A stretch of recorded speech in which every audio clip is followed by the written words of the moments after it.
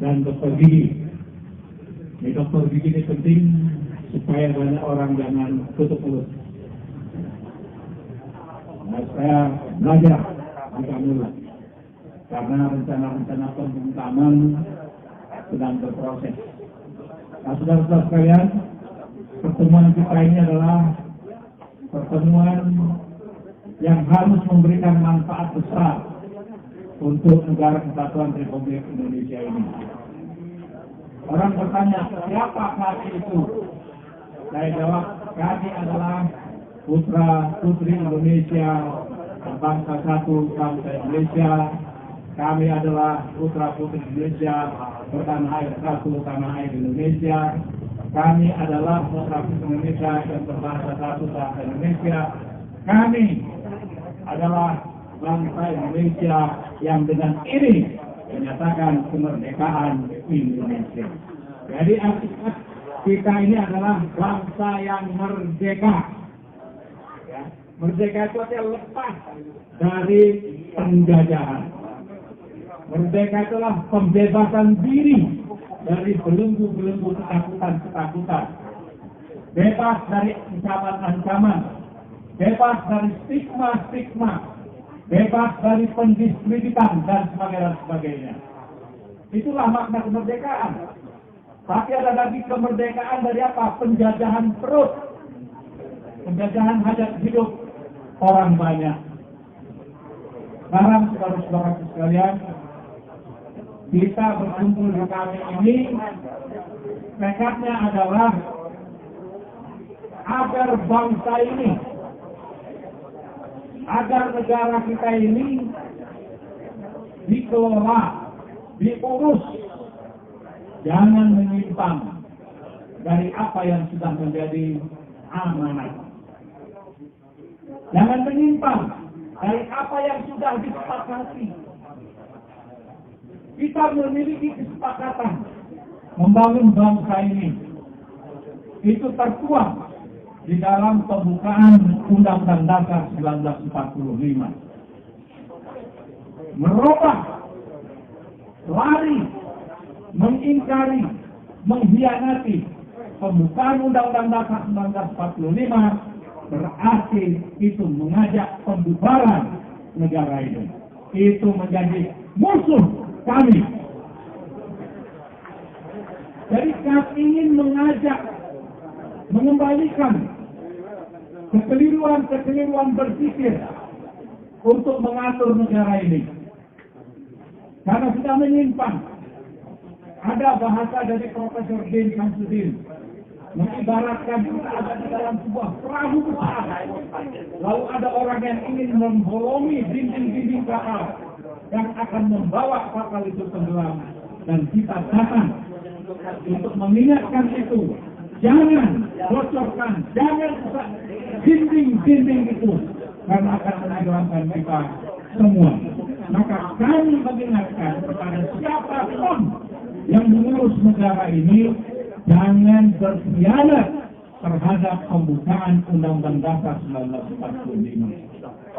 Kenapa? Karena kita bersepakat bahwa negara kita ini merdeka adalah rahmat Allah yang Maha Kuasa.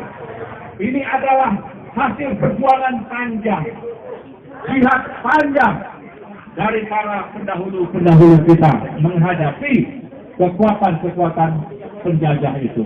Nah, saudara-saudara sekalian, kami memang masih banyak yang belum paham, termasuk mungkin juga Presiden belum paham apa yang dimaksud oleh kami. Jenderal Muldoko sebagai KSP pun kelihatannya belum membaca apa yang dituntut oleh kami itu. Kita sebagai bangsa yang merdeka tidak perlu takut-takutin. Yang kita takut hanya kepada Allah Subhanahu wa Ta'ala. Itulah tempat pertanggungjawaban yang paling tinggi yang tidak bisa kita hindari. Jadi presiden paling lama cuma 10 tahun. Jadi menteri paling lama 5 tahun atau 10 tahun katakanlah. Habis itu dia dimintakan pertanggungjawaban. Nah, disinilah para advokat juga perlu kita mengkritisi. Karena di dalam sistem kita hari ini tidak ada pertanggungjawaban presiden. Presiden tidak memiliki pertanggungjawaban apapun. Jadi apapun yang dilakukan itu seenaknya saja. Karena tidak ada pertanggungjawaban. Ini berbahaya. Ini berbahaya. Semua kekuatan-kekuatan besar pasti ingin mencari pengikut atau pendukung. Saudara, siapa yang bisa mengingkari program RRC, Republik Rakyat Cina Komunis? Kebetulan, saya mendalami. Republik Rakyat Cina berdiri tahun 1912. Itulah berdirinya Republik Rakyat Cina. Spirit berdirinya Republik Rakyat Cina adalah nasionalis. Tetapi saudara-saudara sekalian, penyusupan yang dilakukan oleh kader-kader komunis, dan kebetulan guru komunis Cina dan guru komunis Indonesia adalah satu guru. Ini harus kita tahu. Jadi guru orang-orang komunis Cina dan guru orang-orang komunis Indonesia sama. Jadi satu guru, satu ilmu. Dan tahun 65, ketika orang-orang komunis Soviet datang ke Soviet minta bantuan, Soviet tidak mau.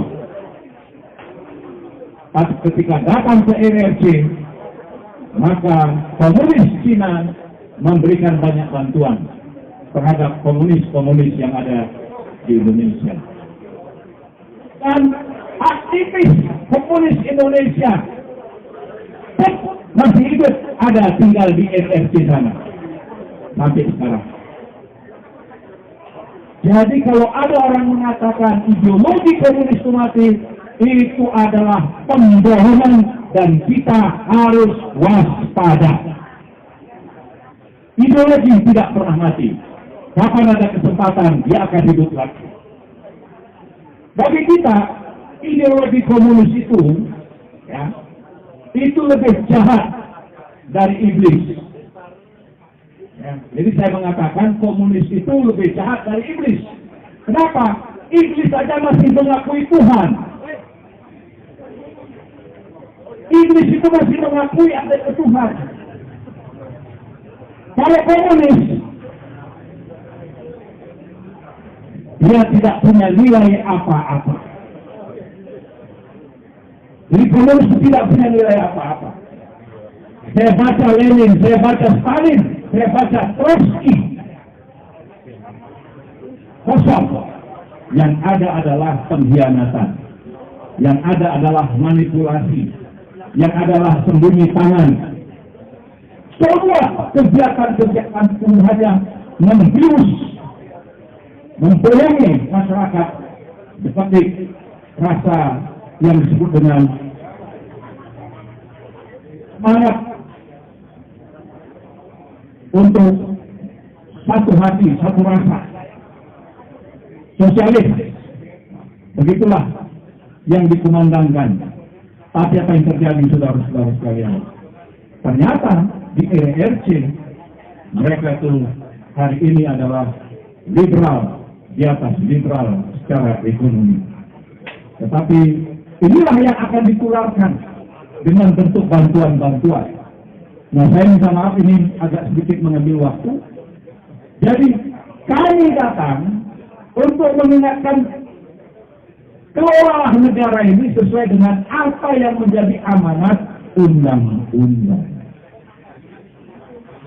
Jadi kenapa deklarasi kami yang ingin mengajak rakyat agar konsisten terhadap falsafah negaranya, ketuhanan yang Maha Esa, kemanusiaan yang adil dan beradab, persatuan Indonesia, kerakyatan yang dipimpin oleh hikmah kebijaksanaan, keadilan bagi seluruh rakyat Indonesia, Jenderal Gatot ingin mendeklarasikan itu dihalang-halangin.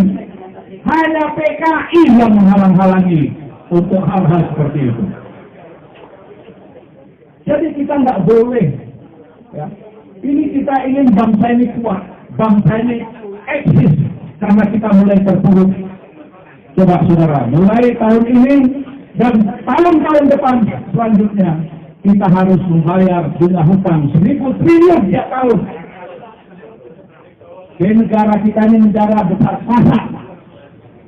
Pendapatan hutang lebih besar daripada pendapatan. Ini berbahaya. Apakah ini akan dibiarkan? Ini merusak generasi yang akan datang. Sebelum COVID, kebetulan saya ada kesempatan jalan-jalan ke negara-negara Asia Tengah. Ya. Negara-negara Asia Tengah itu adalah negara-negara yang pernah menjadi bagian negara Soviet. Kami dikawal, didampingi oleh guide asli penduduk negara itu. Saya tanya, apa agama negara ini? Dia bilang kami 93% Muslim. Loh, kalau Muslim, kenapa selama kami ada di sini kami tidak pernah melihat kalian sholat? Ternyata, saudara-saudara sekalian, hampir 80 tahun negara-negara Asia Tengah yang dulu di bawah Soviet itu, mereka dicuci otaknya, tidak boleh melaksanakan agama, tapi di rumah orang tuanya, kakek-kakeknya mendoktrin apapun yang terjadi, kau tetap Islam. Ini pencucian otak ini berbahaya. Nah, bagi kita dari awal Republik ini berdiri sudah disepakati. Kesepakatan itu sebenarnya tanggal 22 Juni 1945. Dasar negara kita adalah ketuhanan dengan kewajiban menjalankan syariat Islam. Tapi kemudian pada tanggal 18 Agustus dibikin kesepakatan baru. Ketuhanan yang Maha Esa dan selanjutnya. Ini kesepakatan. Loh, kok sekarang mau dikembalikan kepada tanggal 1 Juni? Tanggal 1 Juni belum ada kesepakatan falsafah bernegara kita. Ini saudara-saudara sekalian. Jadi bangsa ini jangan dibolak-balik. Jadi kita ingin kembalikan, luruskan. Jadi kami ingin meluruskan, menyelamatkan bangsa ini. Nah, inilah dilema kita. Nah, ketakutan demi ketakutan diciptakan. Nah, dengan kehadiran advokat yang hari ini berdeklarasi di sini, hilangkan rasa takut itu. Hukum harus dihadapi dengan cara-cara hukum. Tidak usah takut. Dengan kehadiran advokat inilah. Ya, saya juga baru mendapat pertanyaan dari di media sosial. Dia bilang, kalau terjadi persekusi apa? Saya bilang, deklarasi advokat kami itulah yang akan menjawabnya. Itulah yang akan menghadapinya. Jadi negara ini akan menjadi negara kuat kalau kita kembali kepada negara berdasarkan pada Tuhan, artinya pada kebenaran, kejujuran dan keadilan. Negara ini akan menjadi kuat apabila kita menjadi negara hukum. Negara ini menjadi kuat apabila kita semua berpartisipasi. Selamat datang Pak Radar. Alhamdulillah sehat. Ini dari Jawa Barat. Jadi kita kumpul hari ini di sini, kita untuk membangun kesadaran. Jadi para emak-emak, para aktivis, para ustadz, para habib, para tokoh siapa saja di negara ini, TNI, makanya di kami berkumpul para sesepuh TNI.